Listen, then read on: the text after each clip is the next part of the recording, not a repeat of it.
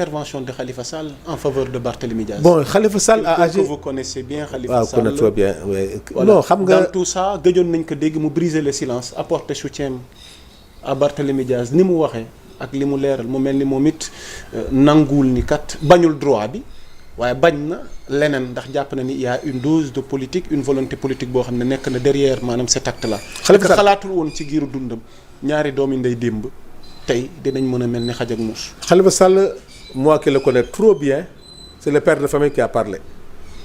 Khalifa Sall n'a même pas condamné. Il s'est posé beaucoup de questions. Il pose des questions par rapport à l'article 51 à l'Assemblée, il pose des questions nangam. Moom ni ñu ko tooñee woon ba génn ko mairie bi ak li Barth def du benn. Khalifa, man si je devais répondre à son interpellation, c'est l'article 51 du règlement intérieur et l'article 61 du règlement intérieur. Gestion bi. Mais Khalifa Sall dañ ko tooñ Khalifa Sall moom ñëpp xam na dañ ko tooñ kooku beneen dossier la woon. Mais Barthélémy Diaz c'est le règlement intérieur de l'Assemblée nationale. moo ko fa dindi ak l'article 61 du règlement de la Constitution. te Barthélémy ci boppam maa toog assemblée ak moom mu jóg expliquer Sénégalais yi ak son avocate ministre de la Justice Aïssata Sall comment il devait. Je me rappelle en son temps même Madiop bi ko waroon remplacer sax ñun suñu biir xalaat ñu xool naka lañ koy defee pour Madiop mun a ñëw donc loolu. du lu ñuy werante beneen bi article 62 xam nga Sénégalais pour koy sonn jëngal lii moo gën a tuuti Sénégalais dem nañu bay werante nul ne peut faire plus de 2 mandats consécutifs xam nga da werante. amoon na fi de. waaw ku mën a werante loolu. di werante l'article 277. waaw 277 de li mu wax. mais pour ñu balaa ñoo tëj chapitre mooy nee na tout conseil municipal. qui par une cause quelconque se trouve dans l'un des cas d'inéligibilité ou d'incompatibilité prévus par la loi peut être à tout moment déclaré démissionnaire par le représentant de l'État, sauf recours devant la cour d'appel dans les 10 jours de la notification. Tout électeur municipal peut saisir le représentant de l'État ou la cour d'appel lorsqu'il constate un cas d'inéligibilité ou d'incompatibilité. Maître Moussa nee na. lii de c'est du français. waaw c'est du français nee na cet article-là. waaw c'est avant l'élection municipale. Avant l'élection municipale, tu n'es pas conseiller municipal, tu es candidat.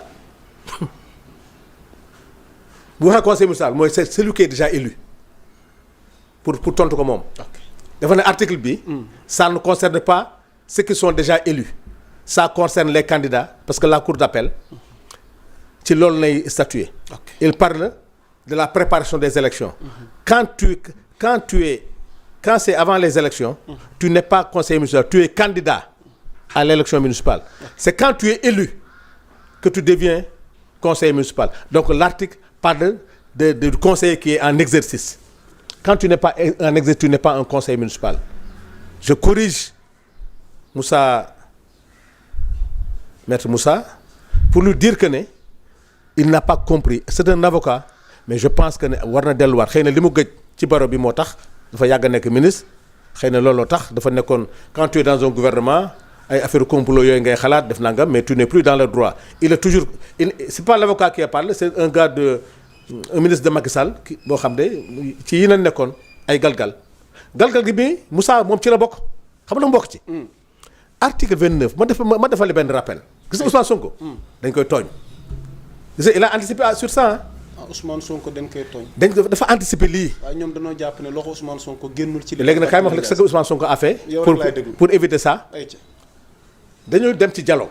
bi ñu demee ci dialogue bi ñu aménager 2 articles 57 30 les 31 comme ça pour permettre à Khalifa à Karim Wade yooyu ñu bokk. L28 L29 L30. waaw bi ñu ñëwee ak groupe parlementaire. ak les conseils des Sonko et autres ñu nañu galgal bu nekk ci code électoral bi il faut l'enlever dont l'article 29 là dem nañ dialogue mais bii laaluñu ko le fond parce que article bi mooy tax suba galgal bi jàppoon Karim Wade jàppoon Khalifa Sall suba dina jàppaat keneen il faut faire un amendement à cet article sanu yéen ñi nga xam demoon ngeen ci dialogue bi taxawu il faut porter cet amendement là man ma porter amendement bi. li waral coow li. Oui, maa ko porté à l'Assemblée nationale pour que ñu abroger lii bi ñu ma ko joxee man au niveau de Yewwi Askan Wi j'ai parlé à taxaw ñu may dégg ñu wax muy ni coow que je ne dois pas porter ça parce que su ma ko porté de lu baax mun na yàq les conclusions que du dialogue parce que Macky Sall bëggul lii dañ ma jàppante ba ci veille bi ba ne suba la ñuy dem assemblée nationale bon pour ne pas avoir des problèmes ñu ne ma sanu retire-toi je me suis retiré bàyyi proposition de loi bi ak Birame Souleye ak Ayib donc ñu ne attention gars yi dindi leen article bii parce que c'est pas bon Ousmane Sonko nous a dit de l'enlever parce que lii suba dina indi un homme politique problème ñu bañ. ñu ñëw assemblée nationale rappelle-toi nag Omar Cissé député de Rufisque moo jël parole na leen on ne répare pas une injustice par une injustice. fekkoon na ma fa. waa Benno yëpp génn salle bi. maa ngi ci biir assemblée. ne loolu yéen waa taxaw loolu bu ngeen ko waxee. si le président Mame Diop suspendre séance bi ñëpp génn salle bi. j'étais témoin. vous êtes témoin loolu. j'étais témoin. ñu ne ou bien ngeen bàyyi article 29 boobu kenn du fa tudd turu Ousmane Sonko. incompréhension totale am. incompréhension Omar Cissé sax saaga nañ ko. ca police. Mame Diarra di reyante ak ñoom. waaw ci police bi xeex sax naru fa am. defe naa yéen a intervenir. ñu ñoo intervenir Mame Diarra na leen.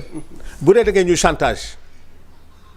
jël leen lépp bu leen yàlla maa ngi foofu laa jàppale moo tur Mame Diarra boobu bu leen yàlla xam nga bu leen taw bu dee da ngeen bëgg a jàpp Ousmane Sonko wala ngeen jàpp keneen ak keneen ak keneen article bii na ngeen ko fi dindi gaa ñi bañ ñu suspendre séance bi man ma war a intervenir après Omar Cissé ñu ne ma bés boo intervenir ba wax ci xamal ne dialogue bi yàqu na on nous a retenu ci bureau Fatou Gueye je me rappelle très bien toog nañ fa 1 heure de temps pour mun a accepter ñu bàyyi article 29 boobu sinon lépp yàqu quand j'ai pris la parole xam nga la laa wax il paraît que woy buy këpp gaal kenn du ko woy ci c'était mon intervention pour dire que on m'a interdit d'en parler parce que bu yàqu woon man nay wax voilà ce que Ousmane Sonko voyait xamoon na ne lii suba dina mës a jàpp kenn.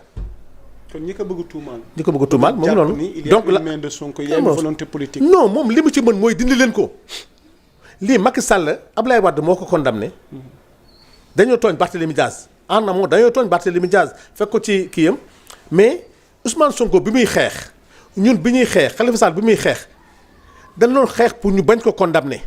waaw parce que yéen a doon dénoncer ni c'était une loi injuste. injuste bu ñu ko condamné la ñu wax bu ngeen ko condamné vous allez le condamner injustement. di ci xeex ba ñu condamné ko en décembre 2023 mais quand il a été condamné xeex bi jeex na loo ci mën a di loolu la Ousmane Sonko loolu la ñun taxaw Sénégal loolu la tous les démocrates du Sénégal doon xeex pour que Barth ne soit pas condamné définitivement moo tax bu ñu naan Sonko da doon xeex Sanu da doon xeex oui dañ doon xeex pour qu'il soit pas condamné définitivement parce que dañ ko tooñ. ah mais vaaruñu leen vidéo yaa ngi. ah non vaar bi mooy. dañ ko doon défendre pour lan pour que la loi ne s'applique pas déedéet dañ ko défendre pour qu'il ne soit pas condamné mais une fois qu'il a par rapport à cette loi. waaw et loi bi. nañ leen ko dindi leen ko ñu bañ maintenant condamné nañ ko et régime bi ñëw war a appliquer la loi et ñu ne jubal on a reproché à Macky Sall de mettre son coude. sur le dossier. Et on demande à Diomaye de mettre son coude. sañu leen ko. sañu ko ñii dañoo tombé ak l'application de la loi est-ce que ñii war nañu appliquer loi bi wala ñii dañoo xool loi yi ñu war a appliquer yoo ak ñu war a appeler foofu lañu tuddee élégance politique foofu laa bëgg a débattre ak ñoom ils ne disent pas que war ñu ko dem dañ ne dañoo war a def élégance politique mooy lan. di xool ku ñu tëj ak ku ñu tëj que les hommes politiques mun leen di ménager. mais des citoyens simples comme moi comme toi et autres ne def donc. Le combat de Ousmane Sonko le combat de Yewwi Askan Wi de tout le monde aura été que Barthélemy nañ def tout ba bu ñu ko condamné loolu moo tax ñu doon xeex mais une fois que ce Barthélemy est condamné c'est comme un avocat qui défend son client il va user de tous les moyens mais une fois que ñu condamné ko mais l'avocat est obligé de laisser quand même la peine s'appliquer mais donc du fait que la condamnation a été définitive en décembre 2023 mais wax dëgg yàlla Ousmane Sonko bu ñëwee tombeek application bi mënul wax ne du ma appliquer une décision de justice et ce n'est même pas Ousmane Sonko ce n'est même pas Diomaye